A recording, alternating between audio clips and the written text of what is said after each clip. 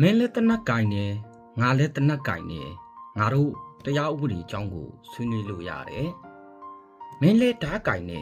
ငါလည်းဓာတ်ကင်နေငါတို့စီမင်းစည်းကမ်းတွေအကြောင်းကိုဆွေးနွေးလို့ရတယ်မင်းလည်းလက်ပလားငါလည်းလက်ပလားငါတို့ပြဿနာအကြောင်းကိုဆွေးနွေးလို့ရတယ်မင်းကတနတ်ကင်ပြီးငါကဓာတ်ကင်ရင်အမှန်တရားကမင်းလက်ထဲမှာတဲ့မင်းကတနတ်ကင်ပြီးငါလက်ထဲမှာဘာမှမရှိတော့ရင်တော့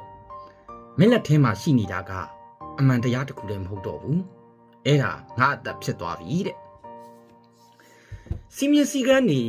တရားဥပဒေတွေကိုချင်းတရားတွေဆိုတာကတန်းတူညီမျှမှုပုံမှာပဲအခြေခံတာတဲ့ဒီလောကကြီးမှာငွေကစကားပြောလာတဲ့အခါအမှန်တရားကနောက်ရောက်သွားတတ်ပြီးအာနာကစကားပြောလာတဲ့အခါကျရင်တော့ငွေကနောက်3လမ်းလောက်ဆုတ်သွားတတ်တယ်တဲ့စီမင်းစည်းကမ်းတွေကိုတတ်မှတ်တဲ့လူတွေဟာပထမဆုံးချူဖောက်တဲ့သူတွေဖြစ်နေတတ်တယ်တဲ့စီမင်းစည်းကမ်းဆိုတာကတဲ့အားနည်းတဲ့လူတွေအတွက်သူတို့ကိုချီနှောင်မဲ့တန်ကြိုးတကြိုးဖြစ်ပြီးအားကောင်းတဲ့သူတွေအတွက်ဆိုရင်တော့တဲ့အသုံးချခံပစ္စည်းတစ်ခုပဲဖြစ်တယ်တဲ့ဒါက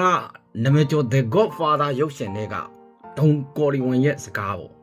ကျွန်တော်ကြည်ဘူးသမျှဇာတ်ကားတွေထဲမှာအကောင်းဆုံးအကြိုက်ဆုံးအဲ့ဒီစကားလုံးပဲကျွန်တော်ဘဝမှာယာပေါင်းများစွာထောင်ပေါင်းများစွာတို့ကြည့်ခဲ့ဘူးတဲ့ဇာတ်ကားတွေထဲမှာအဲ့ဒီစကားလုံးတော့ကြိုက်တဲ့စကားလုံးတစ်လုံးမှမရှိဘူးစစ်လိတ်တောက်ပြီးပြောလိုက်တဲ့အခန်းမှာဟို